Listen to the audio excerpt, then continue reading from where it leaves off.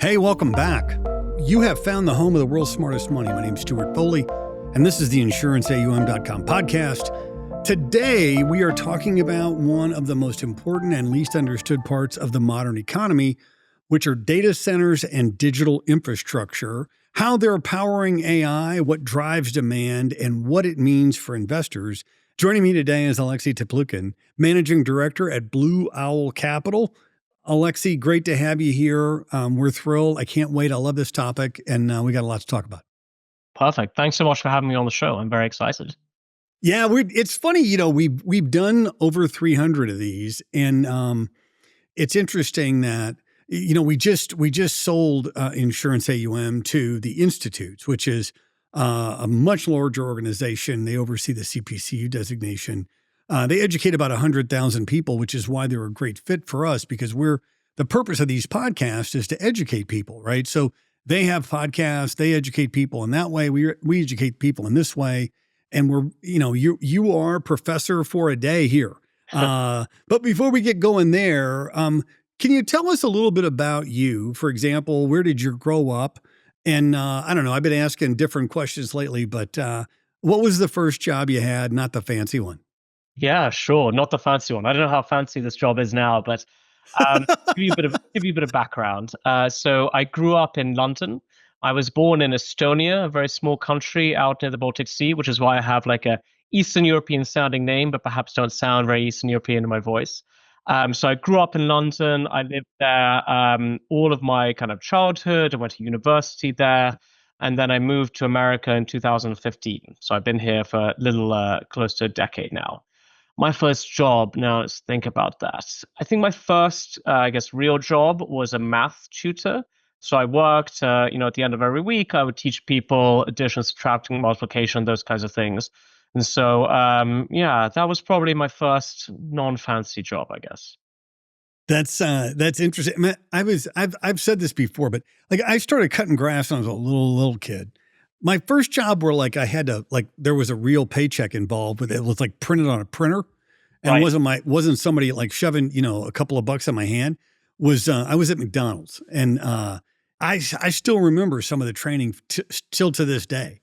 Oh, nice. Okay. It was really good training. I mean, I think McDonald's is known for their training, and this is back in the day when they had like the VHS tapes and whatnot. So trust me when I tell you, that was back when the Earth was still cooling. But so let's level set for people who hear data center, and I'm probably one of these that picture a warehouse full of computers. What is it really, and what makes it an investable asset class? So I think your mental image of a data center is right. It is effectively a big box full of computers.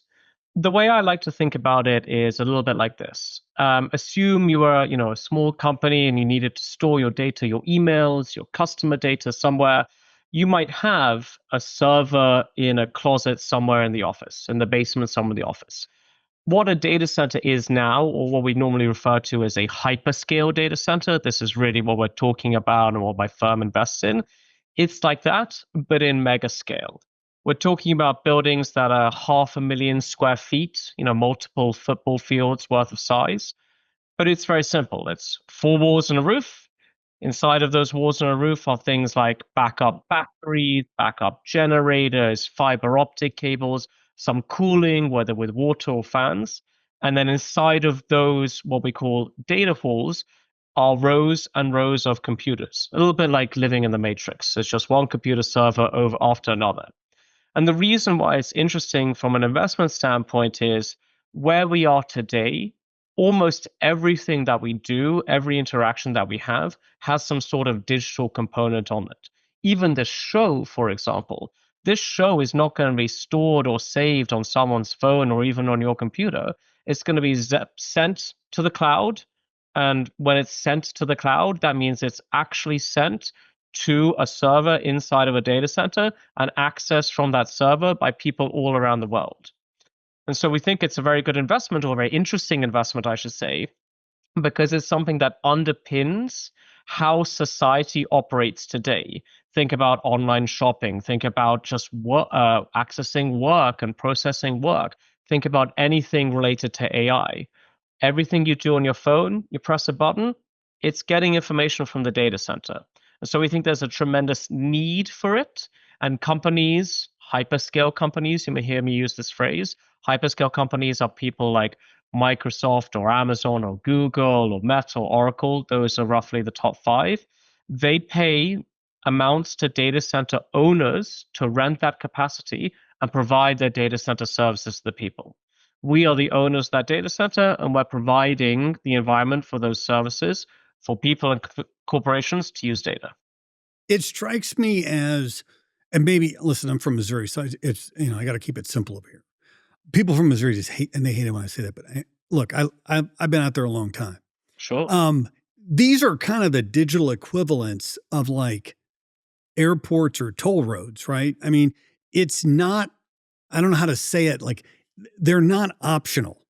It's not like you can say, "Oh, I'm not going to use these anymore." I mean, this is the way life is today, and the way it's gonna be for the foreseeable future. Is that? I mean, does that overstate the case, or Are you with me? No, I think that's totally right. And actually, I use that analogy as well. I always think of these as basically airports or hubs of information. And the way to think about it is, maybe 10, 15 years ago, if we were going to do a conversation like this, I would have to fly out and come see you. Now, what do? I send the data, it gets stored in a data center, and you access it. The data center has replaced the airport. It's replaced these kinds of meetings and allows us to speak virtually because it's hosting the data on that server. So I think it's exactly the same. It really is that center of operations of how data is exchanged and how people communicate. It's interesting because even podcasts and doing interviews with people.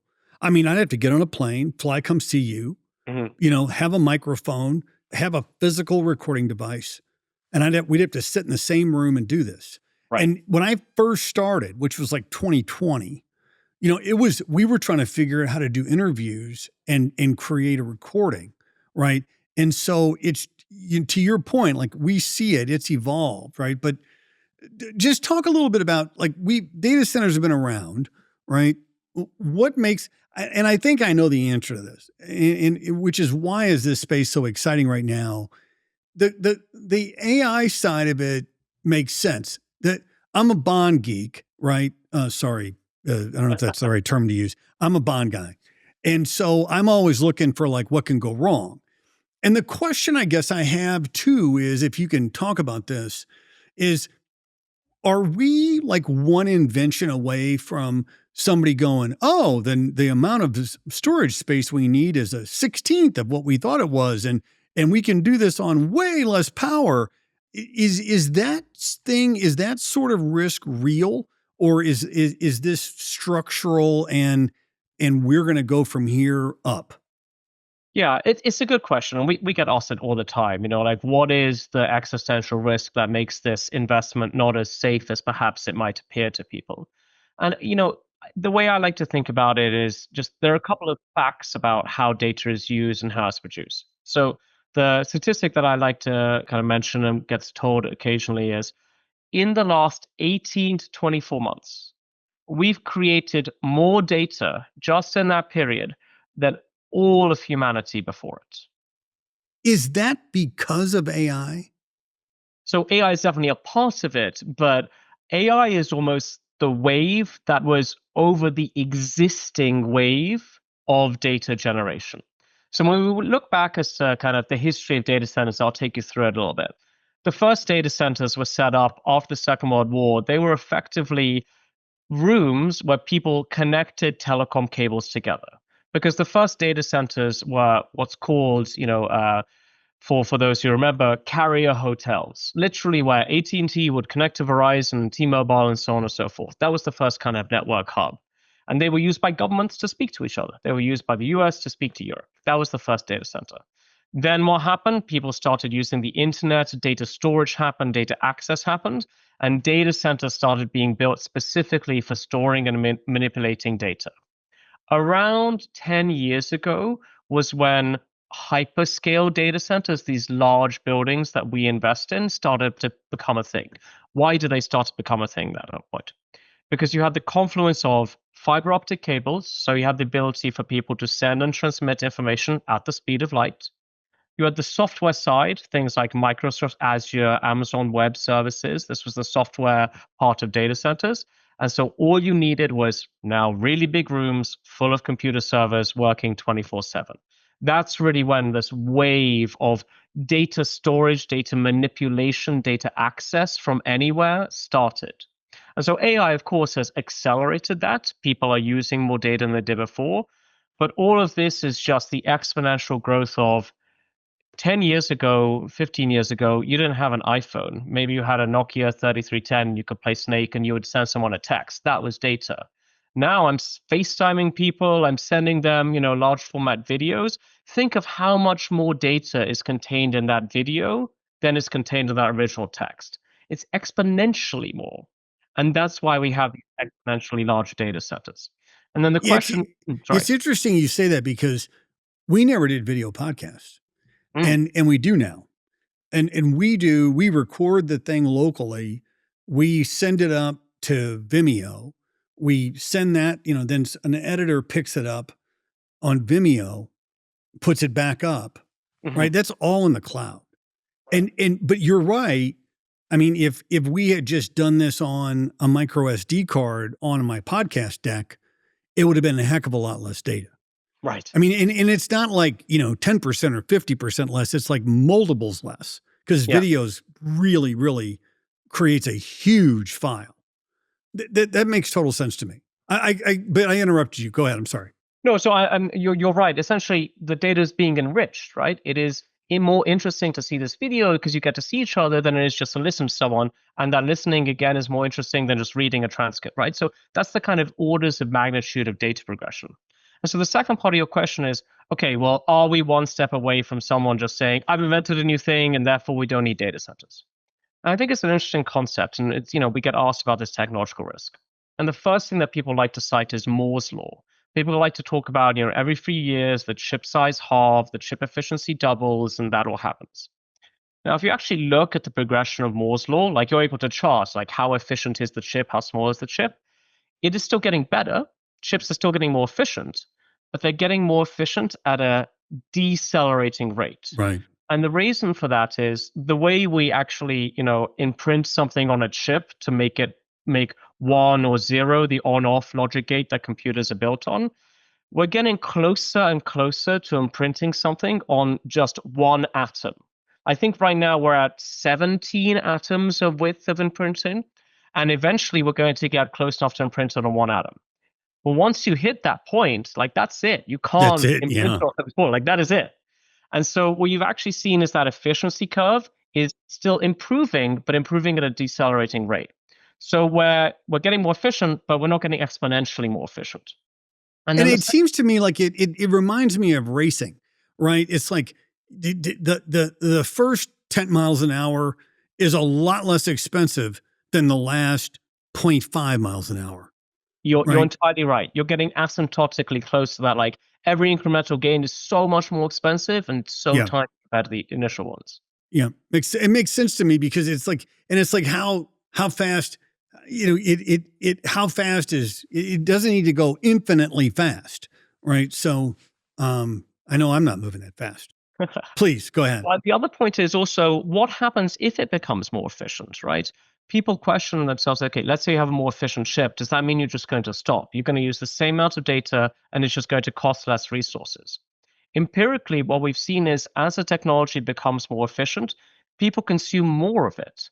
Just take this call, for example. It's more interesting to see the people's faces than it is just to listen to it. So you get a higher engagement. That's why people use it, right? It is more interesting and it's more useful.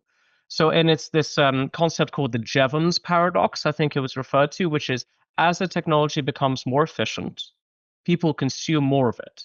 So, your question was, are we going to invent something that is going to be so efficient that it's just going to cancel this out? I think it's much more likely that we invent something that's a little bit better, not much better than it was before, but a little bit better, but people use even more of it because it is Yeah. better. And Yeah. It so the makes total demand for sense. data centers, at least the expectation is it's going to continue to go up.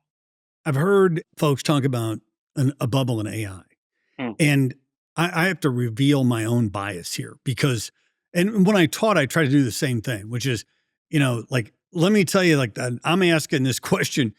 I have an opinion. Right. And the opinion for me is that AI has helped me be infinitely more productive. It has helped me be infinitely smarter, right? A friend of mine, a good buddy of mine named Jeremy, his grandfather turned 102, Wow. and he asked his grandfather, he said, what's the most amazing thing you've seen in 102 years? And he said, I need to think about that and I'll come back to you. He came back to him and he said that you can ask your phone a question and it'll give you the answer. Now, that's amazing, but way more amazing to me. And when AI first started, everybody thought they were going to take over warehouse jobs. It's like, not a bit. Like, Mhm. this is going after the most highly paid, most complex problems we've got, right? Talk a little bit about what you think the future of AI is, and keeping in mind that it wasn't that long ago that people were talking about it's going to be decades before. Yeah. And it's like, and then all of a sudden, like the next day, it's like, okay, it's here. And then here we are. So talk to us a little bit about what you think the future of AI is. Yeah, and look, it's a bit of a hard question to answer because the cone of uncertainty is just so wide Massive. for it. Yeah. But the way I like to think about it is, and it really relates to the question, which is, I think people are extremely bad at estimating exponential change. Like in your mind, you can mentally calculate, okay, if I have a linear increase, two times this is two times that, okay, I understand what it looks like. People are awful at understanding how quickly something that grows exponentially can change. And you can go into a variety of thoughts about, whether you mentioned about the earth cooling, whether you can talk about exponential change there. But, regardless, I like to think about it as, I don't know whether any of you, any of the listeners will remember the first Iron Man movie. There's a film, a Marvel film, Iron Man, and the main character, Tony Stark, says, "Hey, Jarvis, help me with this problem." And it's a computer that is just like listening to him in his room, in his workshop, everywhere. At the beginning, it was science fiction, right? This was a movie about superheroes. That's today. We're there. We have this AI aid. Absolutely. And it was amazing because then you think about other parts of technology which sound so science future or futuristic. How far are we away from it? Let's think about driverless cars, right? This concept that people are driving cars, I think is going to become outdated. In 20, 30 years, it's going to be a horror that there are people who are allowed to drive cars and endanger other cars and other travelers around the world because a computer is going to be more efficient at it. There's going to be things about, why did you go to a human doctor? You can plug in your results into a computer and put on the collective knowledge of the medical field. And yeah, a doctor will help you do it, I'm sure, but you're going to be able to access everything, not just your one doctor's memory and learning. Well, it's funny you say that because there's a joke that goes, you know what they call the person with the lowest GPA getting out of medical school? It's like the answer is they call him doctor. Right. Right, And like, sure. it's like there's not like reviews on the Right. person's sleeve of their jacket that says, hey, this person knows what they're doing, and this one does not. But it is interesting, the AI and where it's going. I think it is so fascinating. I agree with you, by the way, with regard to people driving cars. And it's interesting because I've had a number of people, and we have Waymos here in Austin now, Mhm. but they've been operating in Scottsdale for years. And people are like, "Oh, that freaks me out." And I'm like, "Well, you get into an Uber and like you don't know if that person is okay or not. You don't know what kind of Right. driver they are." And by the way, the thing that's keeping my 6,000-pound vehicle from colliding with another 6,000-pound vehicle going 65 miles an hour the other direction is a painted yellow line. It is paint. Is not there's nothing that physically keeps me away, right? Most of the time, at least here in Texas, like Right. there's not Jersey barriers everywhere here. So I think, but it does have implications for the property and casualty industry, right? Because Really. writing auto insurance is going to, the nature of that game is going to change. The thing that, like, I guess whenever we have guests on, I always want to ask them if you see opportunity, you have to you have to be concerned or be cautious about something, right? So every fast growing space carries risk. What do you think? What is there anything that concerns you about this today? Yeah, absolutely. The thing that concerns me actually is trying to pick the winner.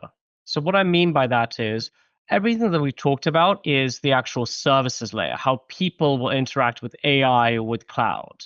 And what concerns me is that I might like to use a certain AI program, but there's no reason why that is the AI program that is right. Imagine before Google dominated search, there were a couple of different search engines that were all used. There wasn't consensus yet, and then it became one. Netscape. So the people Netscape was the market leader when it first came out. exactly The first time I ever saw the internet I remember, and I was like, whoa, right? right. But it was on a Netscape browser. Nobody ever heard of Google by then, right? And Exactly but then suddenly people use it like Kleenex. Like I'm going to right. Google that. It's Right. like, it's the standard.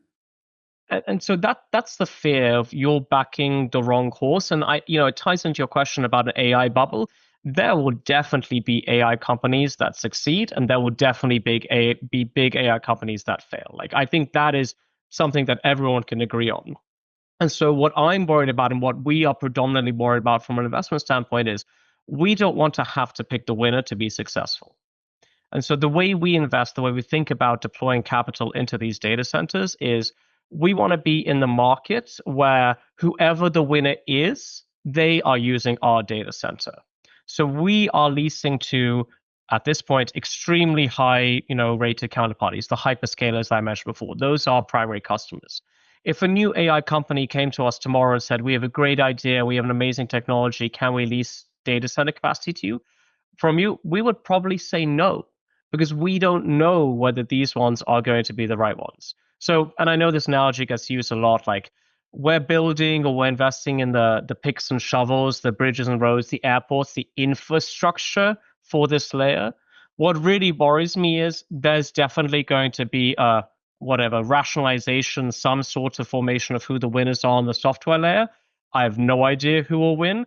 I'm just hoping, and our investment thesis is effectively predicated on it doesn't matter. That person is going to have to use our data center because our data center is where the land and the power is. That's what we're really investing in. Yeah, it's interesting. I mean, I remember I wanted wireless email so much. And I was like, if I could just get email while Hmm. I was out of the office. Now, in retrospect, this may have been a disastrous wish. Um, but BlackBerry was it, right? Right? It. Everybody was that's it. And the iPhone showed up and just killed it. And then everybody's like, oh, I got to have a keyboard. And in about 10 minutes, people are like, I don't need a keyboard.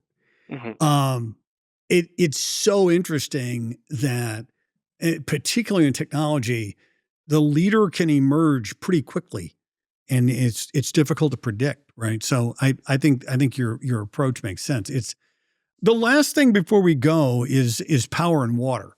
You can't scale AI without power and cooling.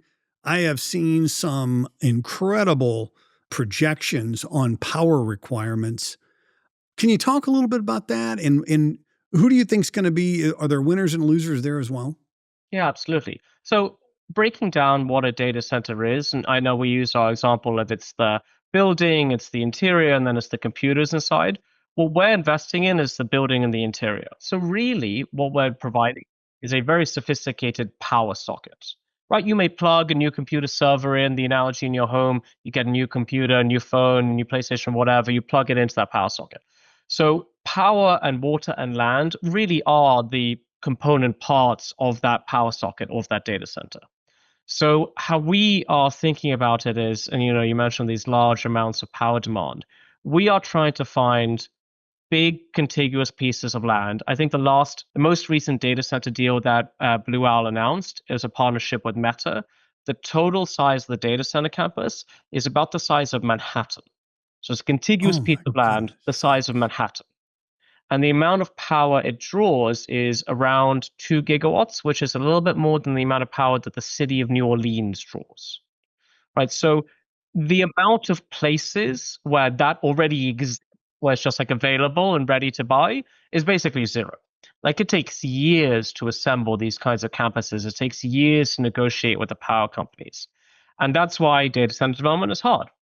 And when you talk about winners and losers, it is again, not obvious, and it's very hard to find an obvious winner in anything, but you're looking at places next to population centers, large contiguous pieces of land where there is power readily available. And so the winners are going to be people who invest in the power, people who are able to unlock land that's owned by other folks or needs to be somehow combined or rezoned. It's people who have development expertise are going to be the winners of this data center race, because ultimately assembling land and power is a multi-year local job. And that's the guys who I think are going to be kind of at the forefront of the next wave of data centers. Where is that data center? Well, the particular one is in Louisiana. Oh It's wow. in a place next to the city of Monroe, which interestingly is the founding city of Delta Airlines. So Wow, there you go. what's going to be fun. What about, are some of these data centers, is part of the infrastructure an independent power generation facility? Yeah, so the truth is, reliable power comes from the grid. If you need your data center to always be on to provide the most reliable power, you have to get it from the grid because that's multiple sources of power in. Grids don't frequently fail. If you have an independent source of power, that's great. But what if it goes down? For example, you were in Texas. I don't know whether you remember a few years ago, there was an enormous winter storm and it knocked out power in Houston and Dallas, I think in Austin a little bit as well. I happened to be in Houston at that time, and independent sources of power were knocked out. Our data center was not. People moved into the data center to keep warm. And the reason for that is, one single point of failure is difficult.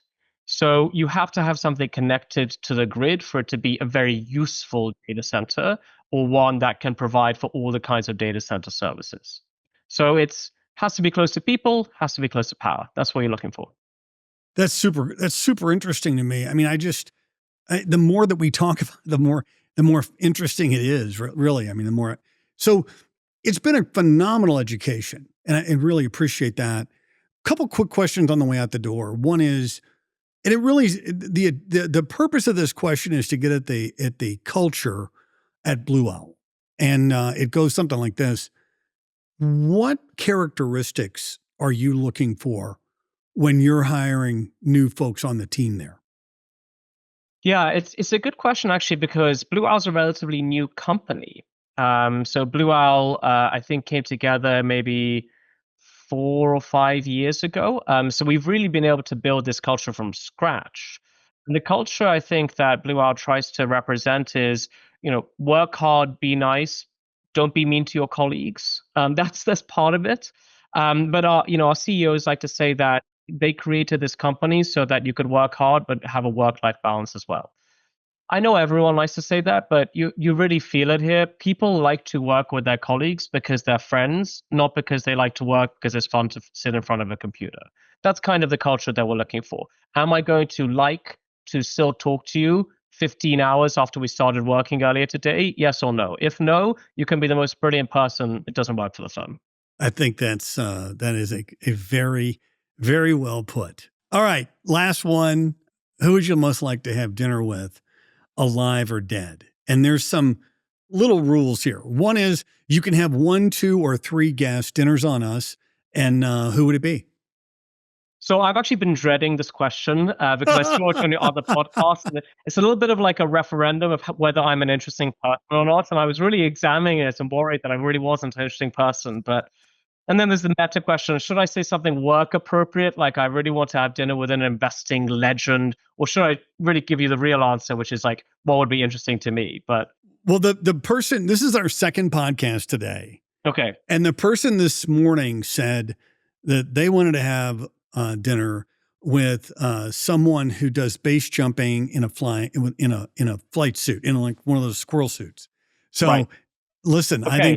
I think the world is your oyster at this point, Alexey. That's a good answer. All right. Well, look, I'll pick three, and you'll get a little bit of my personality from it. The first one is I really enjoy reading science fiction and fantasy novels. Like I find it very entertaining. And the writer who I enjoy reading a lot currently is a person called Brandon Sanderson, and he recently finished 5 books out of a 10-book series that I'm sure will take him another 20 years to write. So I would love to have dinner with him, if only just to get a little bit more of the story. Would love to kind of progress that. The second person, and this is definitely a very nerdy answer, but one of the things I like to do to relax is to play a video game. And there's a particular video game director, person called, I want to get this right, Hidetaki Miyazaki, a Japanese video game director. Anyway, it's not important necessarily much about that, but the games that he makes are ones where it's really difficult and you're expected to fail and lose the game many, many times before you finally succeed.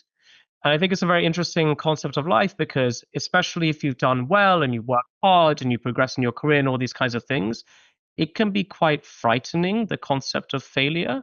And so I personally learned a lot from, and I know it sounds silly, playing a game and realizing that it's okay to fail and you're maybe expected to fail. And in many cases, everyone is going to fail before you ultimately succeed. This really helped me, kind of as I think about my Absolutely. life. It's funny you say that because I used to say to my students all the time, I'm like, fail a lot early, Right. right? But you don't learn when you win. You learn when you lose. Right. And it's like fail a lot early and to get it out of your system. You know what I mean? So I'm sorry, go ahead. So we've got two. I just got to Who's say, the third? that took me a really long time to learn. I'm still kind of learning that as I go along. The third one, and honestly, because I think dinners should be exciting. I have 2 little kids, so any time away from my family and wife, a very precious time. I would pick a comedian. So like Ricky Gervais, he was one of the writers of a show I like called The Office. I would pick him because I think it would be very entertaining to listen to this kind of conversation. For sure. I So think he's those are my brilliant. 3. I want to learn about some fantasy book, I want to play a video game, and I want to be entertained. That's the dinner party for me. I love it. That's great. We've had a great education. The title of the podcast has been Powering the Future, Data Centers AI, and the Real Assets Behind the Digital Economy. Alexey, thanks so much for being on. Thanks very much for having me. Appreciate it. We've been joined by Alexey Teplukhin, Managing Director at Blue Owl Capital. If you like what we're doing, please rate us, review us on Apple Podcasts, Spotify, or wherever you listen to your favorite shows. It really does matter, folks, seriously. And you can also watch us. This is a video podcast. You can watch us at our YouTube channel at Insurance AUM Community. If you have ideas for a podcast, please shoot me a note at podcast@insuranceaum.com. My name is Stewart Foley. This is the home of the world's smartest money at insuranceaum.com.